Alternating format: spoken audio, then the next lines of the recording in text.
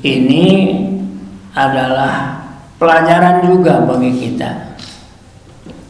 Wa tilkal ayyamu nudawiluha bainan nas, kata Allah. Hari-hari itu kami putarkan di antara manusia. Ada kalanya manusia itu di atas, ada kalanya di bawah. Yang di bawah bisa ke atas, yang dari atas bisa ke bawah. Itu sudah sunatullah itu.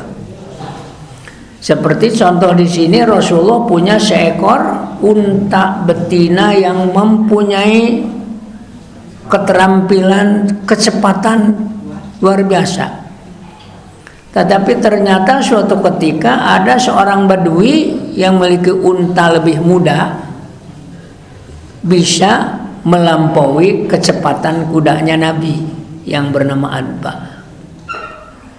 Tentunya para sahabat marah dengan disebut demikian. Nah, syalala murah, bawa nianan bela Rasul, kira-kira seperti itu. Nah, lalu oleh Nabi ditenangkan, jangan khawatir, Allah Maha Kuasa. Nah, jadi sewaktu-waktu, bisa saja kata Rasulullah, Allah memberikan kemenangan pada orang lain, sebagaimana Allah juga memberikan kemenangan kepada kita. Dalam Al-Quran yang sering kita baca, tu'izzu man tasha wa tudhillu man tasha biyadikal khair innaka ala kulli syai'in qadir. Tatkala ada peristiwa kadang-kadang di atas di bawah, itu memang Allah yang ngatur. Tapi dua kejadian ini oleh kita harus tetap dijadikan pelajaran, ya, mengembalikan kita kepada, menyadarkan kita kepada Allah yang Maha Kuasa. Jika kita menang, jangan gila kemenangan, bersyukur, lebih dekat pada Allah. Begitu pula kalau kita mendapat kekalahan, jangan putus asa. Nah, itu intinya, kita tingkatkan kesabaran.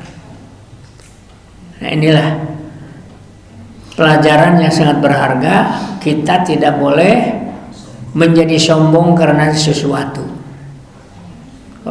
Jangan. Ini semua milik Allah Subhanahu wa Ta'ala.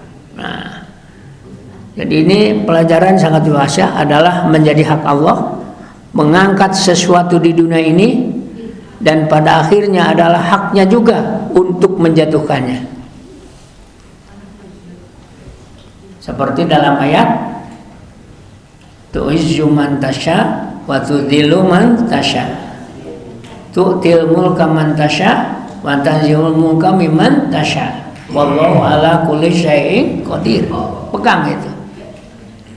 Jadi kalau kita mendapat kemenangan, jangan bermimpi bahwa kita akan terus begitu, enggak. Suatu saat pasti akan mengalami. Begitu pula tatkala kita mengalami kekalahan, jangan berkecil hati, masih banyak waktu, ada peluang untuk menang. Itu saja pelajarannya, dan dua-duanya harus disandarkan kepada Allah, yaitu dengan tawakal. Tawakal orang yang menang adalah dengan meningkatkan syukur. Benar? Syukur, semakin dekat pada Allah, semakin taat. Gunakan untuk mencari ridha Allah dengan kemenangannya. Begitu pula tatkala kita mendapat derita semacam kalahan, kesabaran kita kembali pada Allah, terus munajat, minta penolongan, tidak pernah ada hentinya. Kita jangan pernah putus asa dari rahmat Allah.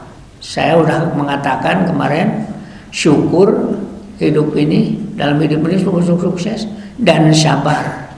Juga jangan lupa banyak istighfar. Seperti dalam Al-Quran, fasabbih bihamdi rabbika wastaghfirhu. Sekarang ini harus banyak istighfar ini. Solusi yang tidak kalah pentingnya dalam musim akhir tahun seperti ini, diharapkan bangsa Indonesia tidak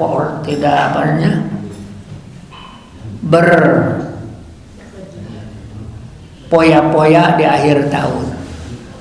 Ini ada hari libur panjang ini, mulai tanggal 25 sampai 26 lucu sampai tanggal 28 nanti libur panjang.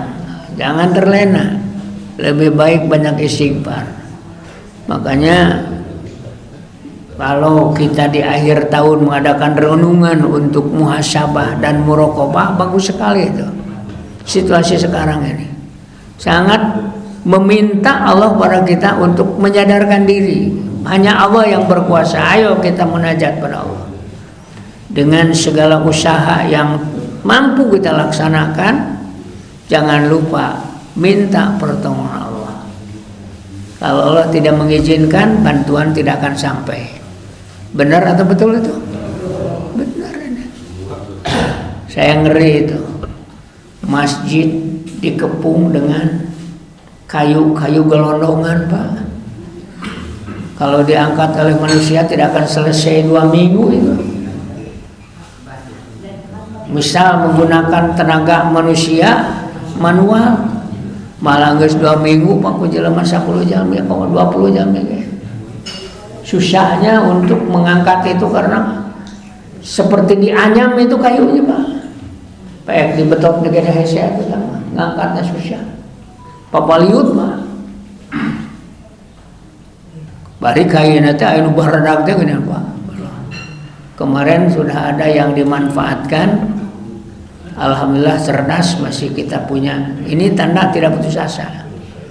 Kayu-kayu besar ya, yang terbawa banjir ini dimanfaatkan, digergaji, dibuat papan untuk bangunan negara. Tasal kalau eta we manfaatkeun bagus kan. Dimanfaatkan untuk bangunan, teu kedah meser, Pak. Ngan perlu alat untuk ini membuat papan buat tiangnya. Jadi itu yang akan dimanfaatkan untuk meringankan beban, karena ini menjadi tugas pemerintah. Dijanjikan sekarang akan membuat minimal 2.400 rumah, padahal yang hancur itu lebih 10.000 itu di Aceh itu. Aceh itu 10.000 rumah lebih itu yang hancur itu. Masya Allah. Bayangkan, Pak. Orang di dia di RW 8 700 bumi, Pak. Hanya ratusan, ini ribuan, Pak. Masya Allah. Saya mendengar ibu-ibu yang nangis, kita juga nggak tahan itu air mata keluar, Pak. Ngeri bagaimana kalau kita, makanya Bu bersyukur nih dengan banyak istighfar kita, ya. Astagfirullahaladzim. Salawatnya Allahumma sholli ala nuril anwar wasil asrar wa tilyaqil aghyar wa miftahi babil yasar sayyidina Muhammadul Mukhtar wa alihil athhar wa ashabil ahyar adani amillah wa ifdali. Itu salawat untuk supaya kita selamat dari segala bencana. Ada dulu sekelompok sahabat di Baghdad kalau nggak salah, terjadi bencana model begini, tapi kelompok ini selamat semua. Ternyata ditanya, dia banyak baca sholawat. Salah satu sholawatnya Allahumma sholli ala nuril anwar wasiril asrar wa tiryakil aghyar wa miftahi babil yasar sayyidina Muhammadil Mukhtar wa alil athhar wa ashabil ahyar adani amillah wa abdali. Mudah-mudahan jamaah Al-Ar sudah hafal sholawat itu. Belum? Kudu hafal atuh. Salah satu sholawat yang didawamkan oleh mereka, oleh Allah, dijawab dengan lindungan khusus tatkala orang kena bencana. Aya nu tilelok, anu kawalongsor, aya kelompok mah salamat, Pak. Batur cilaka sare anjeun salamat. Si orang teh riwayatnya dia selalu baca sholawat itu. Sholawat. Salah satu sholawatnya, salah satunya ini di samping sholat Ibrahimiyah seperti kita baca. Allahumma shalli ala abdika wa rasulik, Allahumma shalli ala nabil ummi, Allahumma shalli Muhammad wa ala ali Muhammad, dan seterusnya. Dia baca sholawat Nuril Anwar. Allahumma shalli ala Nuril Anwar wasiril asrar wa tiryakil aghyar. Nah, ini tiryakil aghyar itu artinya obat yang mujarab untuk menolak segala macam bahaya. Dengan sholawat bisa tertolak segala bahaya. wa miftahi babil yasar, dan pembuka semua kemudahan. Nah ini perlu ini supaya mudah relawan memberikan bantuan menyelesaikan, perlu ini sholat ini. Wa miftahi babil yasar Sayyidina Muhammadil Mukhtar wa alihil athar wa ashabil ahyar, kepada Nabi yang terpilih, sahabat-sahabat yang suci, dan keluarga yang suci, kemudian sahabat-sahabat pilihan. Sejumlah nikmat Allah dan sejumlah karunia Allah, ini semua adalah anugerah Allah. Hafal belum? Nah, lain kali aja ditulis. Allahumma sholli ala nuril anwar. Pak Rifki kalau ada, atau Pak Asep mencatat. Allahumma sholli. Bulan? Dibacakan gitu Pak. Bismillahirrahmanirrahim. Biar nanti dibagikan. Allahumma sholli ala nuril anwar wa siril asrar wa tiryakil aghyar wa miftahi babil yasar Sayyidina Muhammadinil Mukhtar wa alihil athar wa ashabihil akhyar adada ni'amillah wa ifdoli. Saya ulangi. Allahumma sholli ala nuril anwar wa sirril asrar wa tiryakil aghyar wa miftahi babil yasar Sayyidina Muhammadinil Mukhtar wa alihil athar wa ashabihil akhyar adada ni'amillah wa ifdali. Allahumma sholli ala nuril anwar wa sirril asrar wa tiryakil aghyar wa miftahi babil yasar Sayyidina Muhammadinil Mukhtar wa alihil athar wa ashabihil akhyar adada ni'amillahi wa ifdoli. Perbanyak sholawat, mau sholawat berdua silakan, pokoknya baca sholawat diantaranya ini. Seperti orang yang bersolawat dengan solawat Allahumma sholli ala Muhammadin abdika wa rasulika wa alal mu'minin wal mu'minat wal muslimin wal muslimat. Kalau dia minimal 1 kali dalam sehari membaca solawat dengan redaksi ini, dijamin barakah rezeki, barakah keluarga, insya Allah. Nah kalau sholat yang barusan itu insya Allah fadilahnya bisa mencegah dari segala bahaya, diselamatkan dari bahaya Allah. Berikutnya, karena Allah yang menyelamatkan, itu redaksi bahasa yang kita gunakan untuk mendekatkan diri pada Allah. Sudah setengah 6. 1 hadis lagi aja sedih. Hadis nomor bab 30 ya, perempuan yang membawa kantung air dalam peperangan. Nah, jadi ternyata untuk jihad ini, walaupun secara khusus perempuan tidak diperintahkan untuk itu, kalau ikut bergabung nggak apa-apa. Seperti di kampung saya itu kalau ada pembangunan sedang mau, karena di saya itu jauh daripada menggunakan alat-alat berat untuk ngecor. Itu waktu ngecor madrasah tidak kurang dari 700 orang ya. Sehingga pekerjaan itu bisa selesai tidak sampai asar ngecor madrasah. Anu ngapos ngumpulkeun cai segala macam, airnya juga kan ngangkat itu. Airnya ngangkut. Ibu-ibu juga ikut itu, ikut ngangkut, naikkan emer kaluhur, anu di luhur, anu di handap macam-macam, anu masak ibu-ibu keur nu digawe. Nah, banyak kita. Nah, di sini contoh ibu-ibu di Madinah dulu juga ikut berpartisipasi, berkontribusi. An Umar ibn al-Khattab annahu qasama murutan baina nisa'in min nisa'il Madinah fabaqiya mirtun jayyidun faqala lahu ba'du man indahu ya Amirul Mukminin i'ti hadza ibnata Rasulullah sallallahu alaihi wasallam allati indaka yuriduna Umma Kalsum bint Ali.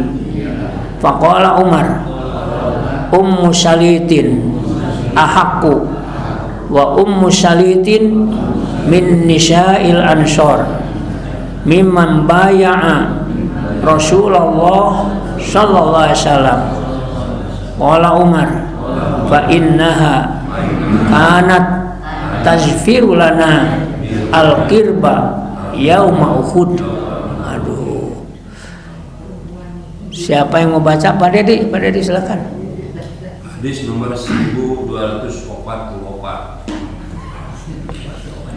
Diriwayatkan dari Umar bin Khattab bahwa dia membagi-bagikan pakaian kepada sejumlah perempuan Madinah hingga tersisa satu lembar pakaian yang sangat bagus. Seseorang yang ada di sana berkata, "Wahai Amirul Mukminin, berikanlah pakaian itu kepada putri Rasulullah SAW yang menjadi istrimu." Yang dia maksud adalah Ummu Kalsum Ali. Umar berkata, Ummu Salim lebih berhak mendapatkannya. Dia adalah salah seorang perempuan Ansor yang berbayar kepada Rasulullah SAW. Dialah yang membawa kantung air dan kulit pada saat perang Uhud. Nah, ini contohnya kata Ummu Salim namanya yang ikut berperan berkontribusi perang Uhud, yaitu menyediakan air untuk minum para sahabat, para pejuang. Sehingga pada saat Sayyidina Umar membagi-bagikan pakaian-pakaian yang indah, tersisa satu, ada yang usul supaya pakaian yang boleh bersih serahkan kepada putri Rasulullah, yaitu Ummu Kalsum. Tapi Umar punya ijtihad, ada orang yang lebih berhak, yaitu siapa tadi? Ummu Salim ya. Siapa namanya tadi? Ummu Salim. Nah, Ummu Salim ini pertama dia sebagai sahabat Ansor, jadi penghargaan. Yang kedua berjasa. Ini kita harus menjadi contoh, selalu mengenang jasa orang yang punya jasa, jangan dilupakan oleh kita.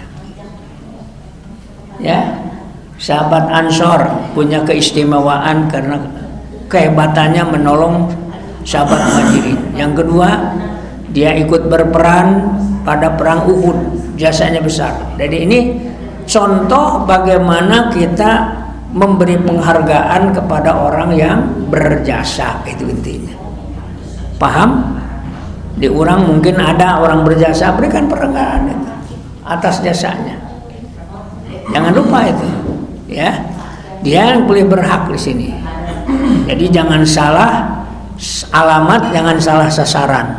Ya, mudah-mudahan apa yang telah ditetapkan oleh pemerintah pada bulan November sekarang, ada beberapa orang yang diberi gelar pahlawan nasional juga sesuai dengan amal mereka yang oleh Allah didokumentasikan sebagai jasa yang patut dihargai. Kita menghargai juga, ikut menghargai.